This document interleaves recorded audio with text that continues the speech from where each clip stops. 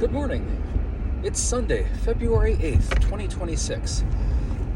What I would have considered in the 70s and 80s when I was a kid the distant future. And I still don't have a hover kitten. I don't know why. Anyway, it's ridiculously cold. It's been ridiculously cold for a couple of weeks now. I don't generally listen to the news. That's a side tangent, but it has to do with the city of Philadelphia and why they're not removing the ice. I won't get into that right now. But one of the many reasons that I haven't made a video lately on this ridiculous ride to work, it's Sunday today. I work, I don't work every Sunday, I work this Sunday. Some weekends I work. I used to work Saturday and Sunday together, but the schedule changed. I'm in charge of the schedule, and to accommodate everyone, I broke it up. So I'll work this Sunday, and then like in 4 weeks I'll work a Saturday, and then in 4 weeks I'll work a Sunday. None of this is pertinent. I'm just rambling because I am unbelievably cold. I've got the heat on full blast, and I can't feel my fingers.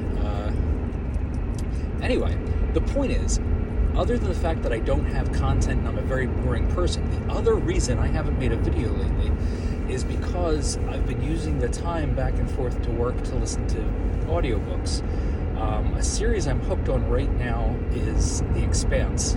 I know I am crazy late to the game on this, but it's fantastic. It's a great series. I say that, but I only finished book 2. I don't know where it's going, but they're in listening to the audiobook. It takes a ridiculously long time to listen to an audiobook. I know it's because somebody's reading it to you, and it's a really lazy way to read a book or hear a book.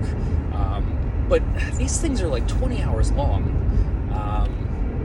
I thought about playing them faster, but I don't like the way it sounds when it plays fast. It like kind of degrades from the guy who's reading it because he does voices and stuff like that. Kind of reminds me of when I used to play D&D many decades ago, and I had to play various NPCs, so I'd have different voices and cadences. But the guy who's reading it, I can't tell you his name, but if you looked it up on Audible, you'd see it. He does a really good job of reciting the book. Anyway, the point is that especially deep into the second book, which is what I just finished, there are the storyline, or at least the feel of it, has a lot of Firefly to it. The guy that turned me on to the series, unfortunately, has never seen Firefly, so I can't talk to him about the similarities, although he said he will. He's getting to the end of some series that he's watching, so he will watch Firefly. I'm worried that it might be a little sophomorish compared to the Expanse. I hear I think they made like 7 seasons out of these books, and he says they're pretty true to the books. Only minor changes. He showed me some of the characters, the people that they used for the characters, and fortunately I didn't see any live video of them playing the parts, which would kind of, like, at this point, my mind created characters, and listening to the audiobook, that looked nothing like the characters that are in the TV series. And some of them may be based on description, some of them may just be based on assumptions that I made. But anyway, the point is, I wanted to make a short video to, one, say, like, I'm boring and I have no content, that's why I don't upload videos, and 2, if you haven't read or seen The Expanse, or audiobook, read the book, whatever, it seems to be a really good series. It's the thing that sold me. There's a caveat here. He sold me on the fact that it's a space opera, so it occurs in the future. So there's like, we've populated the outer solar system, Jupiter and the belt and stuff like that. So one of the things that he liked is that the book sticks with the science. There is no artificial gravity. You only get gravity from propulsion or spin gravity.